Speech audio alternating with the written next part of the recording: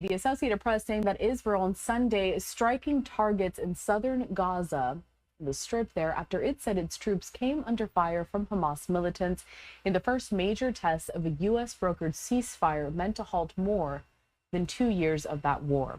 Joining us now to continue on this discussion and to really get us up to speed as to what we know so far is Dr. Jonathan Schanzer. He is a senior vice president for research at the Foundation for the Defense of Democracies. Jonathan, good to see you. Good to see you.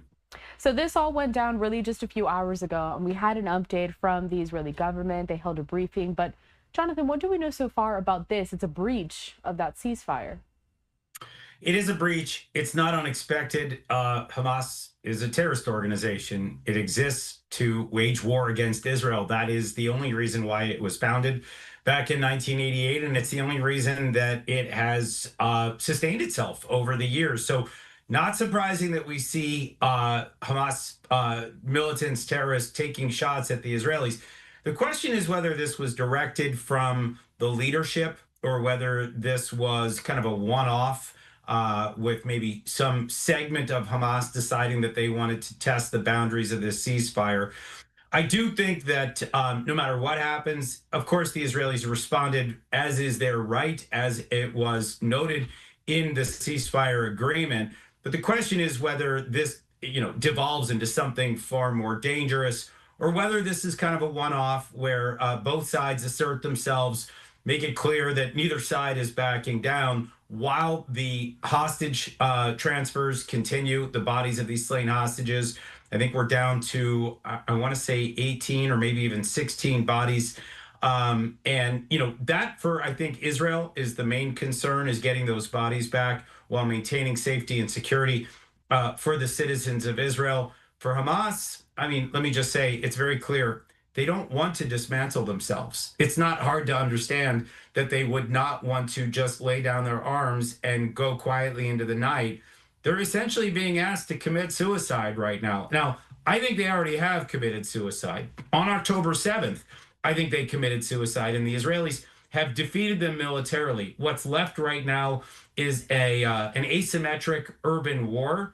And that's what Israel has been fighting, really, for the last 6 months or so. It's what Hamas has been fighting. The question is whether that continues or not. And I think that's kind of the crossroads where we sit right now. And it's interesting that you bring up that question as to if this is going to be a one-off or if this is going to continue. Putting up here on your screen right now, this is a post from the IDF from just a couple of minutes ago. They're saying this: in response to the blatant violation of the ceasefire agreement earlier today, the IDF has begun a series of strikes against Hamas terror targets in the southern Gaza. So, Jonathan, it looks like things are escalating at this time. When we look at this latest ceasefire compared to the ones that we have seen in the past, all of which have been violated, the fighting has gone on. What can we possibly glean from this situation? What could we be seeing throughout the next couple of days? Well, first, let me just say that the statement from the IDF is not a surprise. And the fact that there are multiple targets that they're hitting is not a surprise. Here's why. Whenever there's a ceasefire, whenever there's quiet in the Middle East, and this has been the case with Gaza, it's been the case with Lebanon, and I think really throughout the entire seven-front war over the last 2 years, the Israelis are constantly collecting targets and putting them in what we call, sort of in shorthand, a target bank. And so over the last couple of days, they have been collecting those targets as that ceasefire has been held, shaky, tenuous as it may have been. They were collecting these targets. So the moment that Israel actually sustains an attack by Hamas, they're going to hit all of those targets. In other words, these are all the threats that Israel has tracked and they don't want to materialize. So that's what happened, today, and that's what the Israelis are announcing. The question is, now that this target bank has been depleted, or mostly depleted, will everybody go back to their corners? That's the big question for me. And I think a lot of that really does depend on Hamas. They need to continue to bring back those bodies as promised, as inked in that deal brokered by Donald Trump, and sort of vouched for by a whole range of actors in the Arab and the Muslim world. So all eyes really are on Hamas right now to see whether they continue to abide by the deal, both in the letter and the spirit. There's also, of course, the concern that it's really shocking. We've not seen really much reporting at all in the mainstream media about this, but Hamas has gone about the business of killing its adversaries, killing its challengers in the Gaza Strip. They are reasserting themselves. They are reasserting themselves with brutality as a means to keep the Gaza population in fear, and to basically fall in under Hamas rule.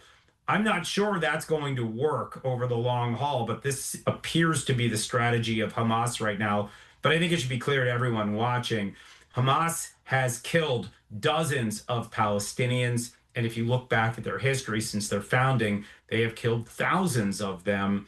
And for whatever reason, this just does not appear to be a story in the American media. It almost always ends up gravitating to a story about what Israel's doing or purported Israeli violations when Hamas has done enormous damage to the people of Gaza and the Palestinian people writ large. And Jonathan, that topic was going to be my next question because I've seen some of these videos circulating across social media. And in fact, during the Sunday morning Israeli government briefing, they showed clips of some of these executions that are happening down there on the street in Gaza and some of what Hamas has been doing. What are we hearing from the wider international public given some of this footage that has come out of the Strip? Crickets. I mean, that's the only way to describe it.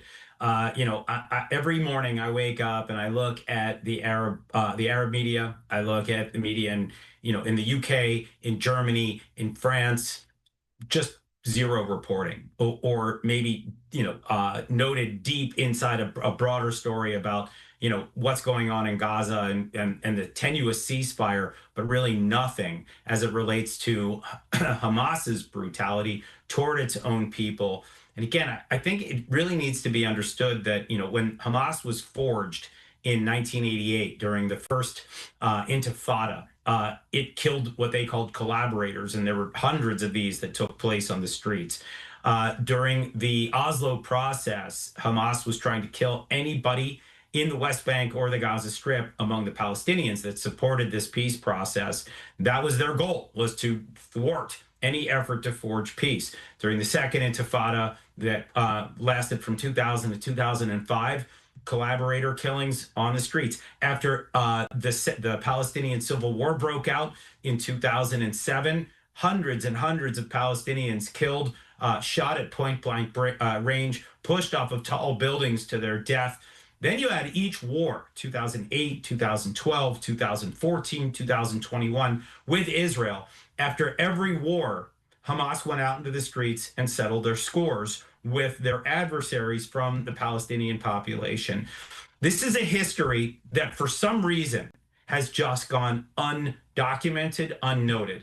It's almost as if it's not being taught on college campuses. It's almost as if you've got all these reporters that airdrop themselves into the Palestinian territories or into Israel, and they just neglect to cover this hugely important story. Hamas has been a blight on the Palestinian people, and this most recent war is, I mean, probably the most obvious case in point, right? They launched this war with no plan. They just launch it with the goal of drawing Israel into this knockdown, drag out battle in Gaza. Tens of thousands of people killed. Hamas operating within this human shield structure. In other words, shooting rockets and RPGs and Kalashnikovs at the Israelis from within civilian populations. The Israelis fire back. Palestinians are killed. I can't even tabulate right now. I mean, somebody should do the world a service by taking a look at how many thousands of Palestinians have been killed because of Hamas aggression and negligence and mismanagement. It is shocking that people are not covering it right now, but I think it's increasingly clear to those who want to pay attention. Dr. Jonathan Shanzer with the Foundation for the Defense of Democracy is a senior vice president for research there. We certainly appreciate your time here at Live Now from Fox. We're continuing to follow all of these developments. A lot to get to. We will be checking in with you throughout this week. Thank you so much. Thanks.